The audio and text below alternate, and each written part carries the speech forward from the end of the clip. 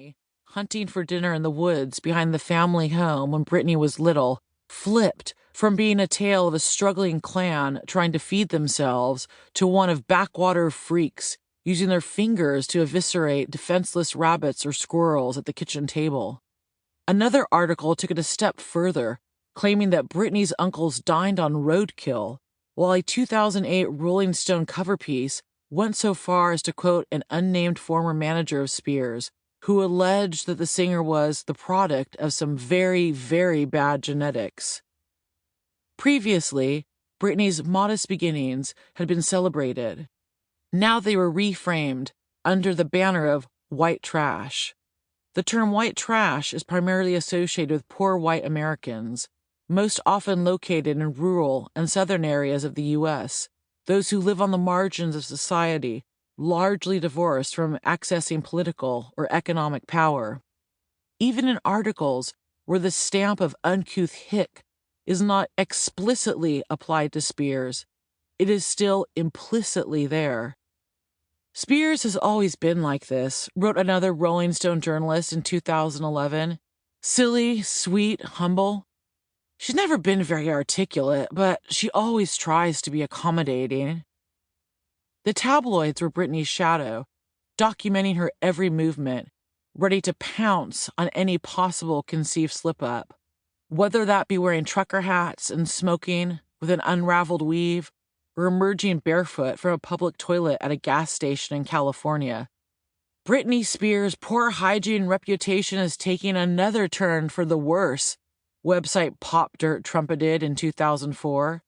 Spears' various fashion choices, mainly cut-off denim shorts, a pair of slouchy woolen Ugg boots, didn't help. While her look was common on many young women in the mid-2000s, it was deemed lowbrow on Britney herself, a descent from the immaculately turned-out schoolgirl of her debut single. When Spears appeared alongside then-fiancé Kevin Federline in a top bearing the slogan, "I'm a virgin, but this is an old shirt," the media had a feeding frenzy over the woman they had once thrust forward into the spotlight, composing her plunge from darling to destitute. As if to underscore that Britney was just another descendant from a deeply damaged family tree, her grandmother's tragic suicide was hauled out as an example of a seeming predestined mental break looming on the singer's own horizon.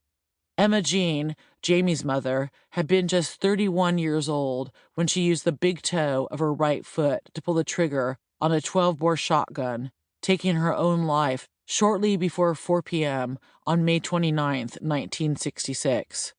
Her body was found at a cemetery 3 miles east of Kentwood, near the grave of her son, Austin Wayne, who had died 9 years before. He had only lived for 3 days, but Emma Jean had never been able to come to terms with the loss, having already attempted suicide on 3 previous occasions. All these stories about Britney and her family may be partially or even completely factual, but they were not the focus of the narrative until the young woman began to come undone in public, from nonstop stress and potential postpartum depression. On May 17, 2021, an Instagram post on Spears' account stated, "So many documentaries about me this year, with other people's opinions about my life. These documentaries are so hypocritical.